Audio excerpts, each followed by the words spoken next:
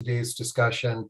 We've done a couple of discussions on what to do with your stuff, and paperwork is always one of the big challenges that people are trying to deal with, whether they're moving or downsizing or they just want to organize their life. How we handle our paper clutter and how we know what to do with our paperwork is a huge challenge that we all face. And so to help us better understand that challenge, we are going to have Lee Cawley today, who is an expert in this area and has a lot to share. Lee, welcome, and I'm so excited to have you here today. Thank you so much for having me, Steve. What a pleasure to be here, and I've got lots to share, so we should dive right in. Exactly, but before we do that, let's get to know you a little bit better. Tell us a little bit about your background, what got you into this line of work. Absolutely. So I've been organizing for 20 years. I started in 2003. This is my 20-year anniversary. And traditionally, I was going into people's homes, but I've now transitioned my business and I'm teaching online courses and doing education. I've actually had the honor to teach people on 5 different continents right now, which is so much more satisfying than just the people I could traditionally drive to or fly to. I am a certified professional organizer, and there are fewer than 400 of us worldwide. Is something I'm very proud of. I got my certification in 2007. So all to say, I feel like I'm pretty qualified. I love it. I love it. Well, I agree. Oh, well, hey, look, this is what I love. We already got a question. How does somebody become a certified professional organizer? Excellent question. Patricia, yeah. Thank you. It's not, it used to be you had to have 1,500 hours over transferring organizational skills over 3 years. They've changed that because that got difficult, especially during the pandemic. It's now 1,500 hours over 5 years. You take an exam. It's a certified exam. I studied for it. And then you just need to maintain it. So and is that organizing body NAPO, National Association of Professional Organizers? It is definitely part of that group. Yes, the board of, and so I recertify. In fact, I have to recertify this year. But you just need 45 credits, and I'm always on calls and learning. So I've got probably double that at this point. Okay.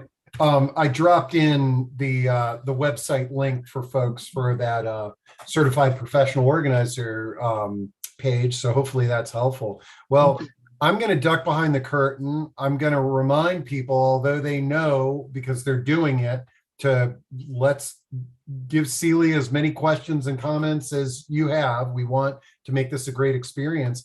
And then Celia, if you want to share your screen, absolutely. You can, and feel free to take a break or two, and I'll let you know if there's any questions that come in. And if a question comes in related to something you're talking about, I may break in and share that with you. Thank you, Steve. So one of the questions people always ask is, who do I help? And really, I do focus my energies on an older community, people that are my age and stage, right? I'm semi-retired, and I think that once you're finally done taking care of your spouse, your kids, your grandkids, your job, your home, you can actually focus on yourself. So those are the people I like to help. And the other thing that I found is that so many of my students, they are super creative, really intelligent people. Almost every single one of them has a master's, if not a doctorate. I only have a bachelor's degree. So it always kind of makes me laugh when I think how educated and creative they are, but they've been giving so much to so many different facets of their lives that they often kind of put themselves last. And, let's face it, papers aren't fun to organize, right? There's nothing sexy about organizing papers, but it really does need to get done. So those are the people that I help. And I know that you're here because you read that I have a new method. And you're thinking to yourself, well, there's nothing new under the sun. And perhaps that's true, but I'd love to share my screen with you and kind of talk you through what let's get to okay. So what I'd like to say is that traditional methods of organizing paper are not necessarily successful. And if you're getting success from the system you have right now, then amen. If it isn't broke, don't fix it, right? If you have a system that works for you, I love it. But chances are the fact that you're here listening to me is that you don't have a system that you can rely on, that you can trust. And so I'd love to know if anybody's heard these acronyms for paper processing. And if you want to like do an emoji in the chat to let me know or jump in there, these are the kind of the acronyms that I always hear. And you have to know that us organizers, we love an acronym. So there's OHIO, right, which stands for Only Handle It Once. And I find that this is one that people have often heard, but it's really not a realistic way of approaching your paper.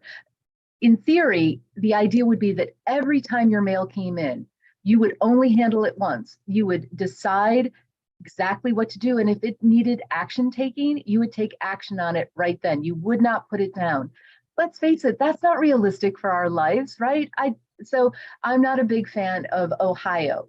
There's the FAT method, which is actually from Barbara Hemphill, and she is highly respected in our field. And that is file, act, toss. And I totally agree with that. With almost all of the paper in your life, you will need to file, act, or toss it. I just don't love an acronym that's FAT. And there's other things we need to do with those things. It's telling us what we need to do. And then there is also the SPACE acronym. And this is from Julie Morgenstern. Again, highly regarded in my field. Really, she's written some of the best books about organizing. And SPACE stands for sort, purge, assign, containerize, and equalize, which is absolutely true. You will need to sort and purge and assign and containerize and equalize with any organizing project you do. So these are some of the traditional methods of paper organization that I hear people try. So why are these misleading, right? Why is that the case? I believe it's because they only talk about the how and not the what, okay? They're talking about how to deal with it. We need to file the paper or act on the paper or toss the paper. They're telling us how we need to take an action, but not what the item is. So let me go on. So there are other traditional organizing methods. There's the tickler system. That's when you have file folders that are 1 through 31, representing the days of the month, and then the months, January through December. And the idea is that you get a bill and you say, I'm going to pay that on the 30th of the month, and you put it in your 30 folder. The problem with that is that you have to remember on the 30th to pull that folder out. I find that the tickler system works for people who are already very disciplined and very organized. Or I find that so many of my clients, when I was going into homes, would try this system, not on my suggestion, and they would just spend a lot of time putting the task off, opening up their file. I don't really want to do it today. I'll put it in next week. Instead of actually taking action on those things, getting things done. This is David Allen, GTD. People who are GTD people are fanatics. And I do like that David Allen describes the what's the next action. I think that that part of his system is actually brilliant, but it's a very intense system. So again, this doesn't necessarily work for everybody. There's this thing called the Freedom Filer. And in theory, it's the only filing system you'll ever need. But I never found that it worked for my students for my clients, because it wasn't specific enough for them. It would be like real estate. And they're thinking, well, I don't own a home, I rent. That doesn't apply to me. Or I actually have 5 rental properties. It's all that information is not going to fit into this. So the Freedom Filer doesn't seem to work. Then again, there's the searching YouTube, right? We've all done that, gone down a rabbit hole, type in how to organize my paper, and you'll probably get like 4 million hits. The problem is that all of those systems can be quite disjointed. And then and my students who are probably going to watch this on replay, when I talk about binder systems, I am not a binder fan. And if you're a binder fan and it works for you, gosh darn, bless your cotton socks. It doesn't work for me, and it seldom works for my students. And I'll tell you why. It's very laborious, right? If it's something you're actually referring to often, to pull the binder down, open it up, flip through, and then putting things in the binder, you know, punching the holes, or even if you're using the slash pocket method, it's still quite laborious. It's not that easy to shove papers into slash pockets in a binder. You need a lot of desk space, and often my students have limited desk space to start. So these are a couple of other traditional methods that I'm not a big fan of. And part of it again is because they're all talking about the how. And I believe the how is important, right? We need to file, act, and toss. But I truly believe that you must start with the what first. And I will go on to explain that. So I have a system I call the karma of paper management. And of course, because we all love acronyms, it does stand for something. But why is my method better? Why? I'll tell you, because first of all, it works. And I've been teaching this method literally since 2005, so I can see that it works for clients and now for students. Because if you can identify exactly what you have, you will know exactly where it goes and how to deal with it. And finding things and trusting that you can find them, knowing where it is essential, and knowing how to deal with it is also essential. And this is my system. And I really think that if you can turn your head around, and I'm going to repeat this because I know I really want you to understand this concept, okay? What the piece of paper is determines exactly where it goes and how to process it. And it's a kind of a new way of looking at things. I'm going to refer to Marie Kondo. One of the things I loved about Marie Kondo, and if you're not familiar with her, she wrote the Magic of Tidying, the magical art of tidying up. Her concept was, instead of deciding what to get rid of, she said, embrace what you want to keep, right? It was a 360. So does it spark joy? Is it something you want to keep? You have to decide. She wants you to decide what you want to keep. The rest is all gone. That was how she turned it around. And that's what I'm hoping that you can do based on my ideas, is kind of change your perspective about your paper.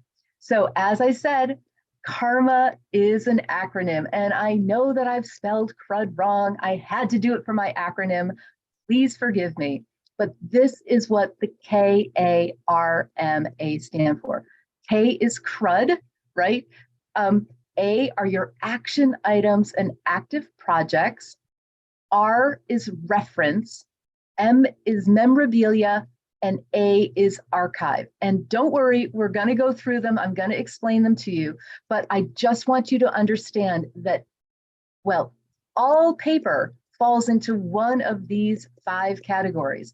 I've yet to find something that can't fall into one of these 5 categories. So let's start with K for crud, right? So the way I think of crud is the stuff that is kind of like forcing the machine to stop, right? A smooth running machine has no crud and it's a well-oiled machine. The cogs just work. And that's what I want my students to have, their paper management system. It just makes sense. They don't get hung up and they need to throw things away, right? So one of the things I tell my students is trash it, don't stash it. And how many of you, hands up, if you don't know what to do with something and you think, oh, I'll just save it, I'll just file it, I'll just put it in a pile, right? You're not making a decision on it. If you actually looked at that paper, probably, and I say with my students find that they get rid of about 50% or more of the paper in their home because they realize they're giving themselves permission to trash it, not to stash it. So crud is the very first thing that we need to look at to be successful. Unless you can get rid of the stuff you don't need, you're never going to be able to manage your papers. So that's the first and foremost on my list. So here's just a few examples of what crud is, right? It's sales circulars, prospectuses, credit card offers, all of the things here, catalogs, coupons. And then I like to say it's kind of the appeals, right? I'm in that age and stage where I get alumni appeals, political appeals, charity appeals. It's never ending.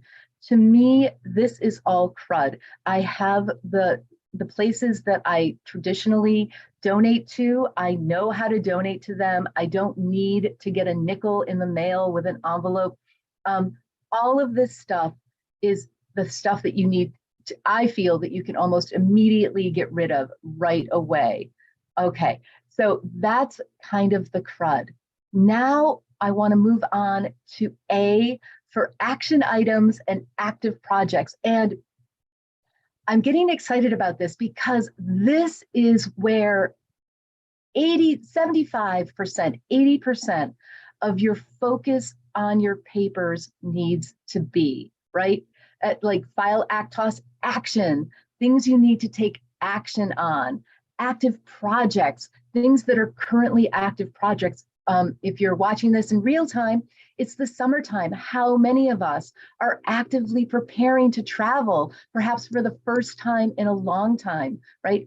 That's an active project. That's probably on your desktop right now. The action items are, I think of as kind of ongoing items, right? So people often think of these things as their to-dos.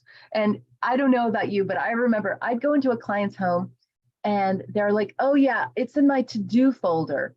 And it would literally be an inch and a half thick. Like, how can you find anything? How can these all be to do? Well, they probably are, but they haven't been broken down or prioritized. And that's what's so important. We all have such limited time. And again, I want to thank you for taking a bit of time out to watch me live or to listen to the replay. We have so limited time in our life. So to like churn, one of the technical terms we use is people who just churn the paper, right? They put it in a pile and then they're like, oh, I know it's in that pile, and they're just churning through it. So much time and effort is wasted with just labeling it all as to do. So I want to break it down into action items and active items, but I feel that this is the most important place to focus your energies. Next are the reference papers, okay? And you guys often just think of reference as filing, right? File, act, toss. And I am going to really discourage you from using that term ever again. If you get nothing else from this, instead of calling it your filing, I want you to call it your reference. And if it's reference, that means it's something you're actually going to refer to. All right. Their statistic is that like the 80-20 rule, the Pareto rule, that we only refer back to 20% of what we filed. And filing takes a long time. And I also want to tell you, the people I serve are paper people, right? We are people of a certain age. We grew up with paper. We trust paper. I describe myself as a digital dinosaur. And I find that for me, it's a lot easier because I'm organized. For me to find, the example I always use is my, when I go to the doctor and they print out kind of my most recent blood tests and those things, they hand me that piece of paper. It's much easier for me to find that piece of paper in my medical records, in my actual folders, than it is for me to go back on the portal, work my way through the digital nightmare that some of these medical portals are, just remembering my password alone, and then finding that. I like to just have the piece of paper side by side. Oh, look, my calcium levels went up. My bones aren't so brittle. I'm a paper person, right? So I want to say I'm like you, but I find that so many people file so much paper away. So please don't think of it as filing. Think of it as what you're going to refer to. And if you're actually putting it in a folder, I truly want you to refer back to it. Is this making sense to you guys? Shout out in the chat. Let me know that this is all making sense to you. I know it's a lot to take on, but for me, it makes such a difference. Yeah, we're getting lots of thumbs up, and Ah, Patricia says absolutely. Walter thank says it's you. great. Thank you. And, So M is memorabilia. And this is also something that I think really sets my system apart, because I give memorabilia its own initial, its own category. And the way I describe this is that memorabilia is heart-based. It's not head-based. And you get Mother's Day just happened, right, in the month of May. You get a beautiful card from your child, and they've written in it, and it says, it's not just love, Steve. It's like, hey, mom, you've really stepped up this year. I love you. I see what you're doing. That's meaningful, right? You're not going to throw that out. And so memorabilia is heart-based. It's not head-based. Bills, those types of things are head-based actions, active projects. But memorabilia is heart-based. The other example I give is going on a vacation. My family, we just went on a big vacation. This year I have a milestone birthday. We went on a big vacation to Europe. So planning for that vacation was an active project, right? That was all, but now all of the ticket stubs and programs and museum guides, that to me is all memorabilia, because when I look at those things, I think about that amazing day. I went to Cafe Mozart in Vienna, and we saved the cocktail napkin. And just looking at that brings me right back to that moment, drinking that coffee, tasting that pastry. Like, it's visceral, right? This memorabilia is heart-based. So, and when I talk about memorabilia, I'm talking about the two-dimensional paper-based keepsakes, right? I'm not talking about your antique chest. I'm talking about paper. Now, I know what you're going to ask me. I haven't even read the chat. You're going to be like, but what about photos, Lee? And I'm going to tell you that I don't teach anybody how to organize photos. Steve knows that there is a whole group of people, Kathy Nelson and all of the other experts he's had on here, who specialize in photo organizing. And I will refer you to a specialist for photos every day of the week. I'm working on my own photos, both print and digital. And I actually said, after we came back from this vacation, my daughter got a brand new iPhone. She airdropped to my tablet thousands of photographs. And I said, I really miss when you would go to Europe with your camera and a dozen rolls of film, and you'd come back and you'd have a gross of pictures, and maybe half of them would be worth keeping, and you'd put them in a scrapbook. And that's how you would remember your vacation, because it's a part-time job now going through these digital photos. So anyway, that's what I'm talking about when I'm talking about memorabilia. And then the final A is archive. And archive is pretty much just what you think it is. It's generally considered the long-term storage.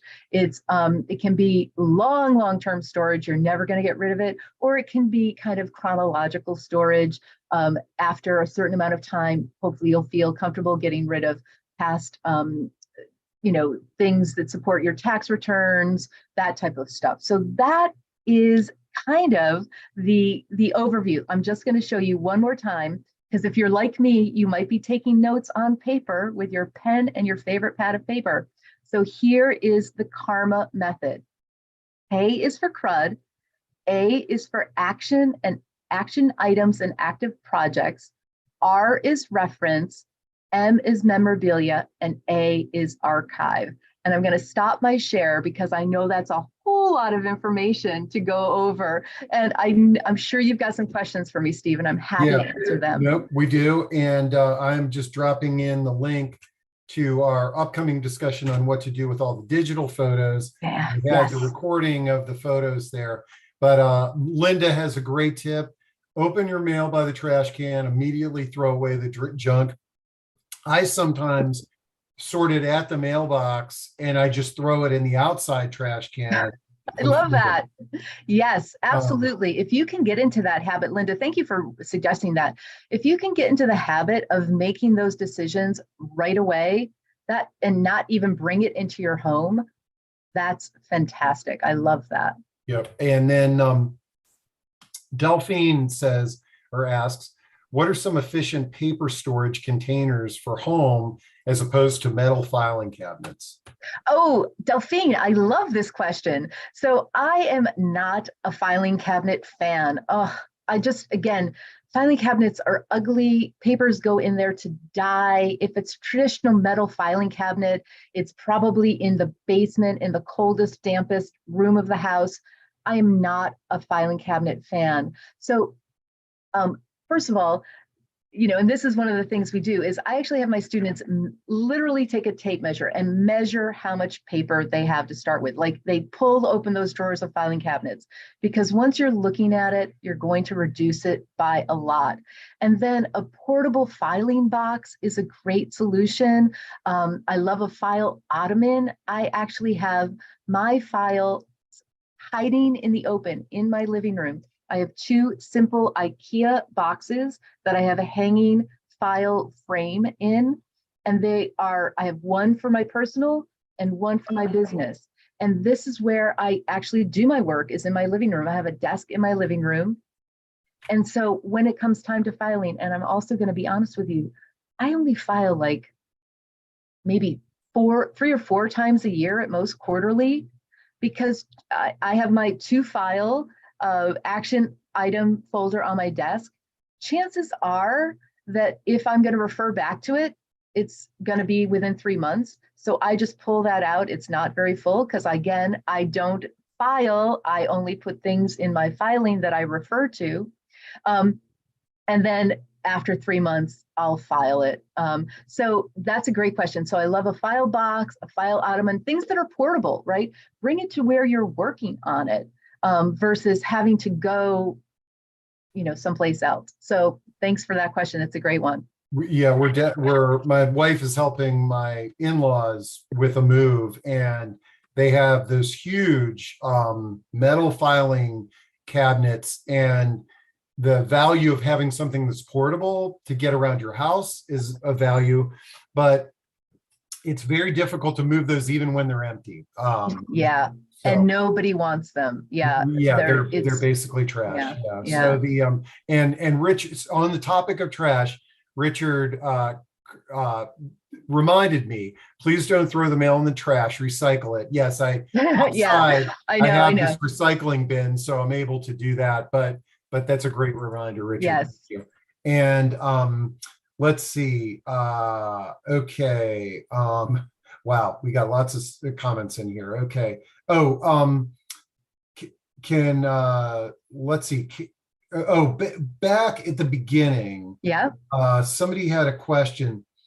What does equalize mean in this context? I think you used the word equalize. Oh, right. So that's from Julie Morgenstern's Space, right? So it's sort, purge, assign, equalize, contain. I think the way she's using equalize is the way I would use the word maintain, right? So after you file, act, toss, after you achieve your paper organizing, right? And it's like laundry. It's never done. You never, okay, I'm done, because another piece of paper comes in, another project pops up, insurance, whatever, taxes, whatever. So the trick is to get to a system that you trust, that you're comfortable maintaining. So I think she's using the word equalize as where I would use the word maintain. Okay, got it. And I just dropped your contact information in. Oh, thank you. But okay, where are we at here? That question was Kathy. Thanks for that question. Okay. Can Kathleen ask, can you post the last slide with the letters and the definitions again? Absolutely. Let me share my screen.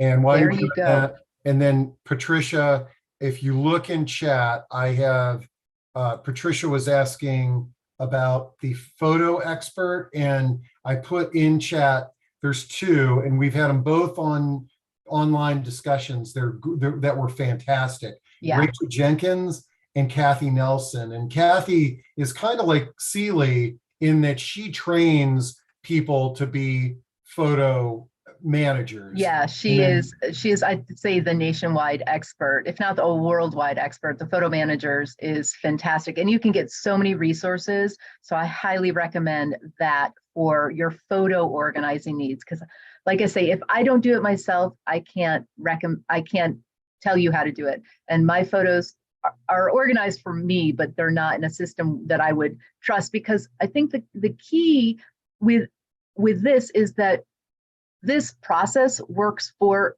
everybody. If you embrace the process and it makes sense to you to identify what the paper is, because then once you know if it's CRUD, it gets tossed. If it's an action or active project, it's probably close by. If it's reference, it goes in a file box. If it's memorabilia, people deal with their memorabilia in different ways. It might go in a memorabilia box. It might go in filing, especially like if it's chronological letters that your parents wrote each other during the 60s. And then archive usually is just storage, right? So already, just by knowing what it is, we know where it goes and we know how to deal with it. Because archive, we don't really need to deal with it all. Once we've decided it's archive, it's just like it goes away. It's just in case. And it's usually just in case I get audited or something like that, which brings us back to focusing our efforts on really, quite honestly, there's only 4 categories of paper, because once you get rid of the CRUD, you only have the 4 to deal with. And I really like that, action, active items, that's alpha, that's top of the mountain, that's the beginning of the alphabet. That's where you need to focus the majority of your efforts on paper. If your photos never get organized, yeah, it'd be nice, but you've got to pay your bills. You've got to plan your vacation. You've got to, right now we're switching insurances. I've got to get that taken care of. I'm a grown-up, right? So that's what I love about the system. Okay, great. And then someone asked, what do you do with the memorabilia? That is a unique category. And remember, I'm reiterating what Seeley said, is that this is paper memorabilia, of right. which, not christening gowns. Yeah. So the system I use is individual boxes, because I think of things subject based. So I have a box called family. I have a box called us. That's my husband and myself. We've been married over 30 years. And that's where I put the special letters and things. I have a box called career. And that's where I put kind of when I've been in a magazine, or I get an award, or a student or a client writes me a really heartfelt letter, or now an email, I might print it out and put it in that box. And so that's how I think of memorabilia. I had a client who, the way she did it was, she was also subject. So she had early childhood, high school, college, and then in college, she decided she wanted to carve out sorority. So she had a box with all of her sorority stuff. And in these boxes, we also included photos, right? I do that all the time. When I was saving stuff for my daughter, I have one child, I put a drawing she'd make. And this is when I was really good about printing pictures out. I'd throw her picture in. I'd be sure to, make sure I dated it on the back, so I know that when she drew that Halloween picture in 3rd grade, she was 8. But I love including the photographs in with the memorabilia. We went to her first Broadway show, and I have the Lion King program cover, not the whole program, but the cover, along with the picture of my mom and my daughter, because my mother she's like, I have to take Lydia to her first Broadway show. So I have those two things together. So I think sometimes boxes can be nice. Some people say, oh, don't stick it in a box, display it. I'm pretty sentimental. I gotta be honest with you. I have a lot of memorabilia. I could not display it all, especially because I like a kind of clutter-free, visually clutter-free home. I have a dynamic frame that holds 7 printed photographs, and I switch those out. Um, and that's how I honor what's currently. So I need to print out some pictures from this vacation and put those into my dynamic frame. But that's how I deal with it. But most people will do that. Some people do scrapbooks. Some people just do filing it. They put all their playbill, there's actual playbill cover binders. In that situation, I love a binder. Binders work best for things that are chronological.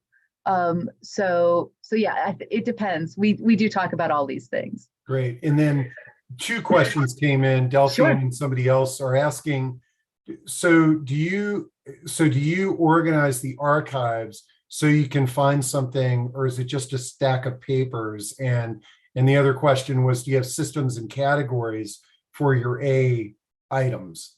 Yes. Okay. So for the archive, I teach that we kind of divide it into 2 worlds. So there's the permanent archive, the things we're never going to get rid of, and not to be confused with vital documents. Vital documents, things like your birth certificate, divorce, death certificates, those are different. Those are not archived in my system because we want to know where to get our hands on those. In fact, I teach that we put those in kind of a grab and go bag. So we always know where those vital documents are, those essential documents. I don't like them filed, and they certainly shouldn't be archived. Archive is really, in my mind, just in case. So it's, it doesn't need to be anywhere near your desk. It can be in the attic, in the basement, as long as it's not going to get damp. And so, yeah, so we kind of do permanent archive and then short-term archive. For me, a lot of my stuff is just chronological. So it's 2023. If I come across a box that's 1999, it has old stuff, and we're pretty good about getting rid of it on a kind of a decade basis. So we probably don't have anything from 2010 or before at this point. But I know that anything in that box is nothing I'm ever going to need to find. It's just supporting documents for tax returns, old, bank statements. If I save them, I'm saving less and less each year as we're going forward because more and more is digital. I have to also say that my class, I don't tell you to digitize anything, right? A lot of people are like, scan it into the cloud. And for me, if it's in the cloud, it's like gone. I'm a paper-based person. I need to touch it. I need to feel it. I still read real books. So my system is not a scanning solution. If it already is digital, then you don't have to print it out. But I'm not going to tell you to buy a scanner. That's not my system. That's not realistic. I don't think that's a whole lot of labor for not a big payoff, because if you're looking at your paper critically, you're going to reduce it to a manageable way. Okay. And then the other question was about the action items. Yeah, we definitely, I give you all kinds of suggestions of what those can be, to pay, to file, to do, to read, et cetera. But I teach that it's important for you to decide, right? You need to take control of it. This is the difference. I'm not going into your home and helping you sort this out.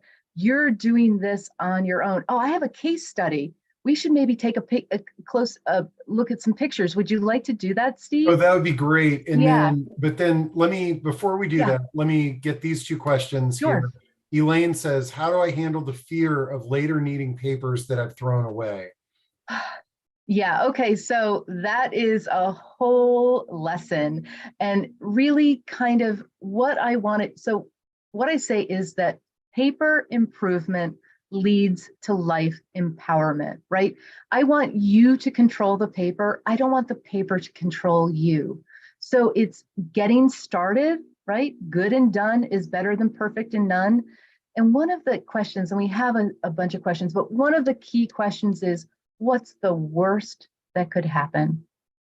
And when you put this in the big picture thing, when there are floods and fires and all of their papers are being just disappeared, what's the worst that could happen? That's the worst that could happen. and yet they're still able to go on. So if you can't find the receipt for the washing machine and you think it might still be in was it a year ago? Like, that to me, and I think also most of my students are older, right? We're like I say, we're at the age and stage. Do I really want to spend the last 20 or 30 years of my precious life worrying about this stuff? No, I want to get this dialed in, figured out, and move on. And that's what's so exciting. Like, people are like, you're passionate about this. I'm not passionate about paper.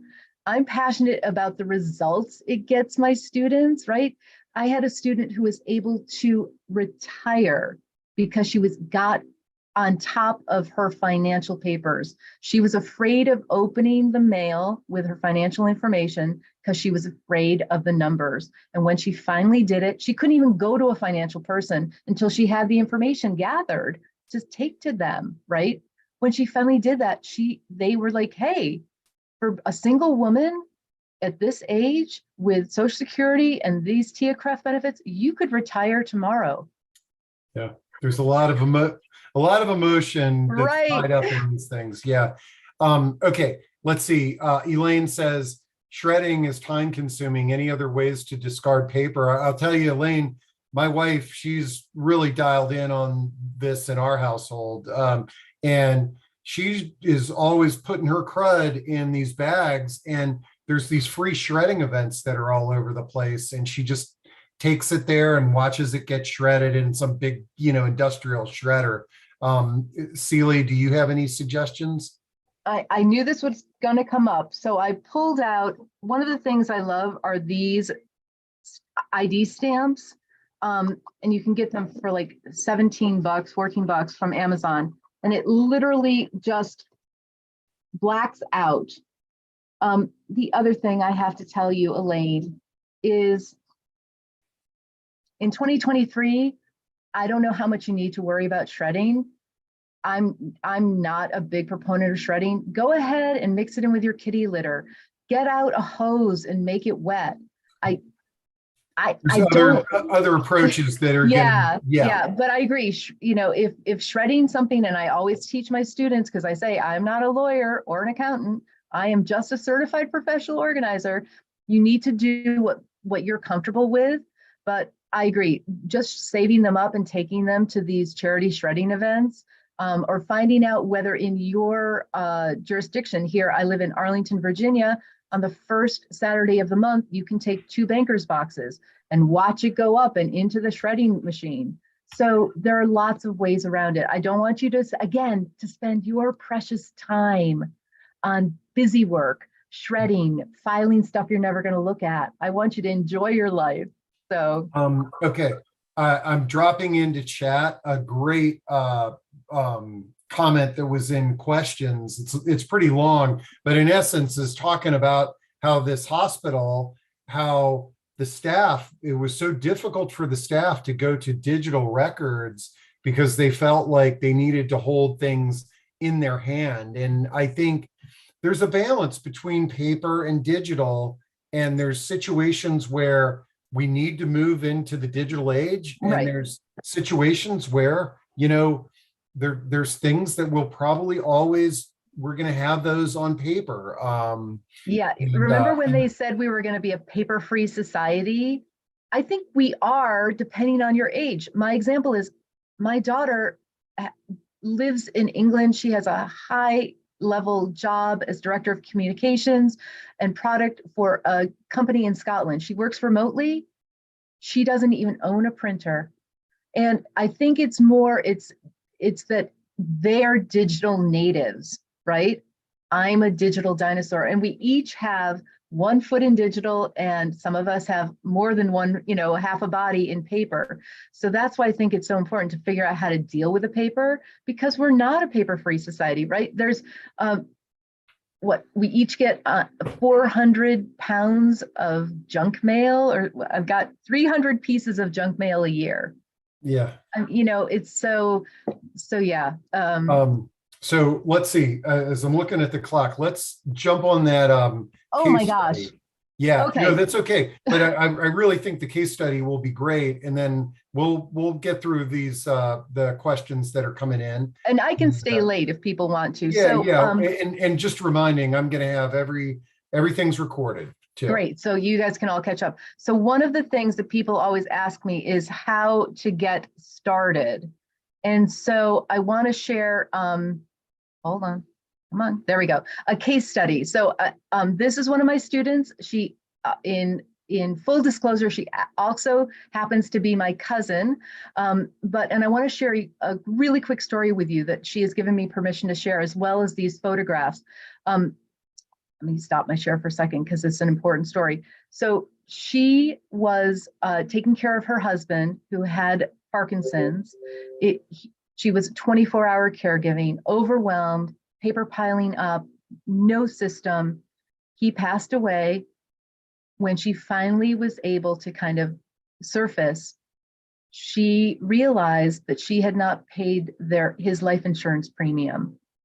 And because she lived in Florida and 30 days had passed, it was too late. The grace period was over. They paid in for years. And she said it was because, not just because of the grief, but because she just wasn't opening her mail. And so she wanted me to share that story with everybody far and wide because it had a real financial toll on her. But she joined my paper cleanse group, and these are kind of some amazing results. So from the very beginning, she said, this made me think about things in a different light and helped me get my workspace really productive. And these are her before and after pictures. This is what she did on her own. She's a widow. None of her children live at home. She did all of this work on her own. And when you see a desk piled high where you can't even fit a laptop to a smooth surface, it makes you realize what you can accomplish on your own. Everybody at home you can do this because I've seen it happen over hundreds of students at this point. So this is what actually worked. She moved her desk to a better spot where she could watch TV. She actually had her action files right on her desk and she moved them over to the left. And these are her action files in use. So she has divided out what she's actually working on her desk, and her desk is smooth and clear and ready to put a laptop on because she's figured it out, right? So, she sent me these were just a few of the paper before pictures. And this is what I find, just boxes and bins piled high.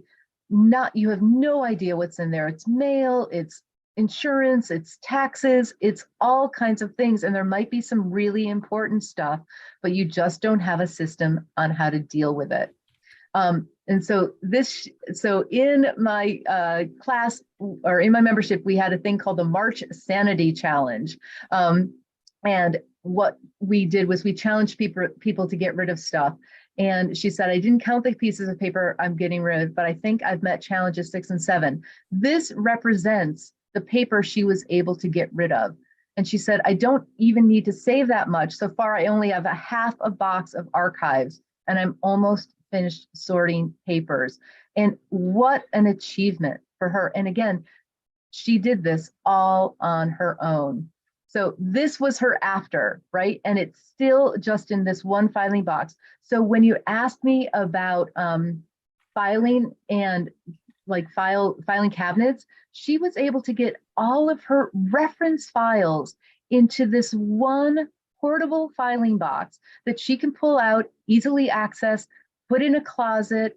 And I mean, she did all of this on her own. It's just, it makes me so proud and so excited for the progress that she's made when you think about where she started. Another project she did, she said that she had calendars and diaries that filled 3 large heavy totes, and she was able to reduce it to this much. Now I have a small pile that fits in a plastic grocery bag. That's just because she was able to trust herself. And she said that she just she only kept what she needed. And she did it whenever she had a few spare minutes, right? She just did it as an ongoing project. It didn't overwhelm her, and she trusted the decisions she's making. She trusted that she was saving what she needed, and that comes with practice. Then, we're talking about paper organization, but she took it to another level. These are the before and after pantry pictures from, we have a sortathon in our membership. And so now that space is functioning. And, she thought these bins were going to work, but she got better bins. She repurposed these someplace else. I was just so wowed. So this one is one of my favorites. This was where she started with our March sortathon. This is her bedroom, and this is where she started. This was where she got, after 2 days, these things in the corner are the things she's decided to save, and then this is where she ended up. So she actually cleared the floor, and she started on March 11th, and this was a picture she posted on April 11th. Now she still has these in the corner, but what a difference that is. She said she donated 108 books to the hospice thrift store and 2 boxes to friends of the library, and no more dust. She's literally breathing better because she's able to get to her bookshelves to dust. These we have also, every month we do a challenge. This was the Organize Other Office Objects Challenge. She did kind of she was a former teacher, so she has a ton of office supplies. And then she had these greeting cards, and she actually took those piles of greeting cards and created this. And she said she got rid of 169 cards and 125 empty envelopes that she was holding on to just in case. But look at this. Now, when somebody dies, she knows where the sympathy cards are. And I love the way she's done this kind of birthday, belated birthday get well. It's all, fantastic. So I just need to say special thanks to Ginny and all of my amazing students. This is, if you want to learn more about Paper Cleanse, that's leecawley.com. You can learn more about the wait list. Again, there's no obligation, but people on the wait list always get special treats. So, Great. so that kind of shows what one person can do with the education and also the community, right? I wasn't there holding her hand. I was just the spark, right? I taught her some fundamental concepts. And then we have a community, which I think is kind of like keeps the fire going because we all encourage each other. So this is a hard thing to do on your own. Yeah. So to keep up the momentum. Are there some more questions? Yeah, absolutely. Okay. So Linda says, start cleaning out 1 hour a day or every other day. Break it down. I've heard that many times, Linda. And Ellen has a great question, because I think we are all guilty of this. It's the manuals for the appliance in your yard equipment. Like, what is your thought on that when you are guiding people? Okay, so again, one of the questions I ask people is, what is the easiest way to find this information? And so you need to answer that question. But chances are it's going to be online. So honest to God, like this, you really open nowadays. If you type in the model number into YouTube, you can watch a video of somebody unclogging your dishwasher, versus those manuals are horrible to figure out how to go through them. Yeah, no, so exactly, Steve. This is what I say. So I just tell my students, save like the cover, be sure you know the make, the model number. I usually jot the serial number down. I often staple the receipt to that if it's paper receipt, or I will literally print out a receipt if I've purchased it online to have the two together. But I'm just like you. I'd much rather some good looking guy on YouTube tell me how to change the filter on my new fridge than trying to figure it out myself, because I can have it on the phone, stop it. Okay, let me do this. Okay, start it, right? So much easier. That's when the digital world really helps us. So the real question is, how is it easiest for you to find that information? If it's a grandfather clock, chances are that's not on manuals.com, right? You might want to really hold on to how to clean and wind your grandfather clock if you actually have that information. But I just say reassure yourself, especially if it's something that's been manufactured in the last 20 years. Definitely it's going to be online. Okay. Bunch of questions related to this. Somebody wrote, just in case. That's the thought in our mind and our heart that gets us every time. Just in case. I agree. And then somebody else says, like, and you could insert anything into this. Kathy says, how do you deal with things like articles from grad school, which you'll probably never reread, but you just have a difficulty throwing them out? Kathy, I'm going to drop into chat an app that we featured on one of our previous discussions called Artifacts. Yes. That might be a solution where it's like, okay, I'm going to take a picture of it, and now I'm going to write a story about it, and I'm going to put it on Artifacts, or it could be a scrapbook, it could be anything, but taking a photo and documenting it can be a solution. But Celie, any tips that you have in that area? So this is something interesting, and I literally was just talking with Heather from Artifacts about this recently. So my husband was a lawyer. He literally had a wall full of diplomas from high-end schools around the world, which served him well in his high-powered career. However, he's retired, and those are piled up in my laundry room right now. And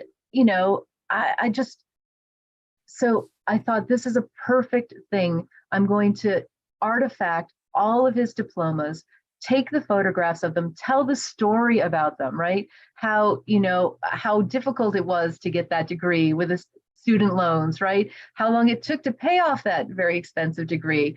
And so I love the idea of a photograph and really making it official. I think in the situation of kind of articles, so again, referring back, my students are the most intelligent, highly educated people you will ever come across. And they have doctorate degrees. I'm like, yeah, save your thesis, save your dissertation, but do you need to save all of the research that went behind that? Probably not, probably because that was written 20 or 30 or 40 years ago. So that's what I'd say. It's always like, save the best of the best. If you save everything from a memorabilia point of view, then nothing is important. So that would be, and especially if you already know to yourself, I'll probably never read them, right? Of all the things to read, are those going to filter up to the top? Probably not. So that might be where a digital solution, a photograph, but it doesn't have to be scanning, right? We have these photo, the cameras on our phones take fantastic pictures, and we all know how to do that, right? So. And okay, and somebody asked Artifacts. I actually dropped it's a company, and you can take photos and upload them and write a little story, and it's also a community as well. I'll drop the website in there for folks, but this is something I was not aware of, Swedish death cleanings. Okay. But Pam says, what are your thoughts on the Swedish death cleaning as it relates to papers? And just so y'all know, we have a discussion coming up on Swedish death cleaning next month. So do you know about the Swedish death cleaning? Yes. What yes. that's like with paper? So this was a book written by a Swedish woman of a certain age, and their culture really embraces this concept that you are not going to leave all of your papers and stuff for your kids to deal with. And I wish that we were a culture that believed that, because I don't know about you, but I cleared out my father's stuff, my mother's stuff, my sister's stuff, and I know I've got my mother-in-law to come, and she's got 2 houses, and I wish she would embrace the idea of Swedish death cleaning, not just her papers, but also all of her stuff, but also making sure that the things that we need, right? Passwords. I literally, a colleague of mine, Kate Huffnell, tells a story that a friend of hers, their father died unexpectedly. They couldn't get into his phone. They went to the funeral home to get his fingerprint from a dead man. Yeah. Right? So get those, if you're going to, again, this is something we talk about, make sure that your loved ones know how to access the bills you pay online so that the lights don't get turned off if you pass away unexpectedly or even just in the hospital and you can't take care of it. Make sure that you have your directive, your legal, financial, health directives. These are all such important grown up things we need to deal with. I would so much rather we invest our time in that part of death cleaning, of preparing, because I don't know about you, but I'm pretty sure we're all going to die. And chances are we're all going to have to move from the homes we're in eventually. I totally support aging in place, and that's what I plan to do as well. But let's make it easier for those that will be left behind. So I love the idea of Swedish death cleaning, and I will definitely check out that that discussion next month, Steve. Thank you. And then Nolu, I'm sorry that I didn't see your comment here, but this is an important one. It says, I've downsized to a 1-bedroom apartment. So how to get started on the action items. I've already got rid of hundreds of books, but I'm still overwhelmed by action items. First off, the fact that you admit that in a discussion like this, you are leaps and bounds in front of all of us. Yes. But Celie, you train people to help individuals like Nola too. So if it's overwhelming to sit down and do this on your own, you can connect her with some of your Absolutely. So Nola, by all means, reach out to me depending on where you live. I know everybody in the DMV, and I know people nationwide as well, and we can find the right person if you want somebody to come in and help you. The other suggestion I would make is, and this is what we find in my community, is co-working. So find a friend. We actually do this on Zoom or in like a Facebook room, and we're all like, okay, Friday at 2, let's set ourselves up. Let's finish out the week. Let's set ourselves up for the weekend. And just for an hour, we're all working on our project. There's another website called Focus Mate, where you can do 3 sessions a week for free. Give that a try. It's called Focus Mate. Focus Mate, yes. Okay. And so they'll match you with a stranger. And so occasionally, before I had my community, I would do that. And there was like a Spanish woman who barely spoke English. And she's like, I'm writing a book. I'm like, I'm paying my bills. Okay, wow. Heads down. Okay. So I've never heard of this. This is great. I'm sharing that with everybody. Yeah. So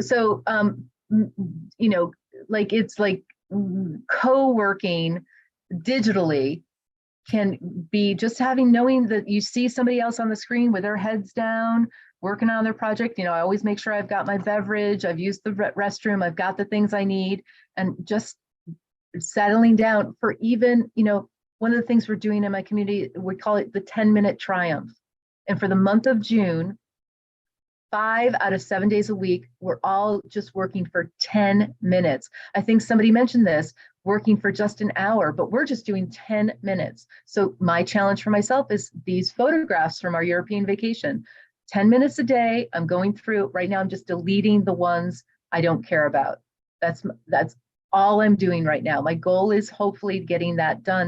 And I'm just doing it in 10-minute increments each day. So small increments, you can make huge strides in small steps. And the other thing I'm going to tell you is progress, not perfection. And if you've already downsized to 1 bedroom, you've probably already embraced this concept, but small progress is still progress. Motion equals momentum. So just doing something, even if it's not perfect, even if you might have to go back and redo it or rethink about it, some kind of progress is great progress. Oh, this is good. I didn't realize this until just reading this and hearing you. You've got all these great little quotes that you say, and Kathleen says, can you send all your helpful phrases in a follow-up? Oh, yes. So that's that, I should package them up. I know I share them. I have, I've been doing this 20 years. And like I said, I've got an acronym for everything and a little phrase for everything as well. Well, the funny thing is that another person typed in your quote. It says, if you save something, then chance exists that nothing is important. Right. And If you save quote is- everything, yep. Then no, yeah, that's really yep. important. Yes, the webinar is being recorded. It'll be at Pro Aging this afternoon. And Celie, if you're okay, can you send me a PDF of that PowerPoint? Because I could put that on the recording as well. I guess I could. Yep. Yeah. Okay. Cool. Cool. Wow. I knew this was going to go long. Let me. Yeah, I'm happy to stay longer if there are any other questions. Wrap up. Oh, I'm kind of curious about this too. Patricia wants to know: are your husband and daughter as organized as you are? Oh, great question. So, he's probably not going to watch the recording. My husband is a saver, right? I find that in so many relationships, there's a saver and a spender, somebody who accumulates, somebody who doesn't. He feels great comfort with excess. And so we've managed to figure that out. So the excess is contained, and we limit we limit it to a place where we can both be happy. But I would say from an organizational point of view, right? So being organized isn't really about being tidy. It's about knowing where to find things when you need them. That's kind of how I define it. So from that point of view, yes, he is organized. And my daughter is, her bedroom was a mess. I used to say, she dressed from her floor drobe, the clothing on the floor. But now she's a grown up. She has embraced kind of being organized. So thank you for that. I would say that they've both learned from what I've taught them over the years. Okay. And then a bunch of questions, and we'll wrap this up, is that people can join your community by going to simplifyu.com, correct? So best to go to leecawley.com, CLEECAWLEY.com. That's where you can get, you'll see the 12.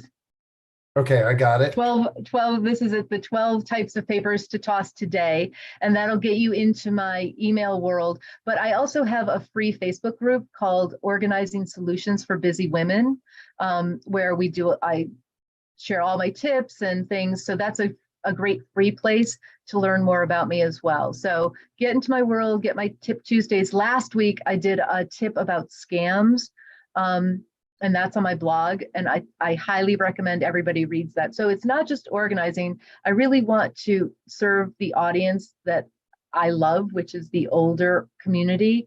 And so those are kind of where you're not going to get a lot of tips from me on organizing for,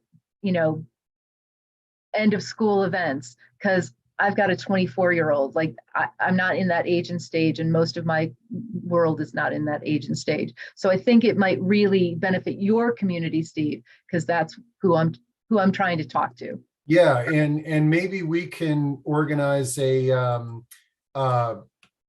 group, a session or something like that. I'd love to come back and answer any and all questions. Absolutely. Okay, this is great. Thanks so much. Thanks to everybody.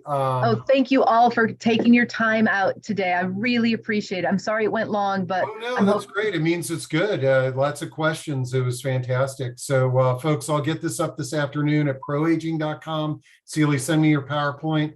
All of her contact information will be there. All the chat will be there. And we can hopefully, I think we helped a few people today. I think so. I hope so. And again, Steve, thank you so much for these really informative, free discussions. There's so much value in your community. I love it. Thanks a lot. Okay. Take care. Bye, guys.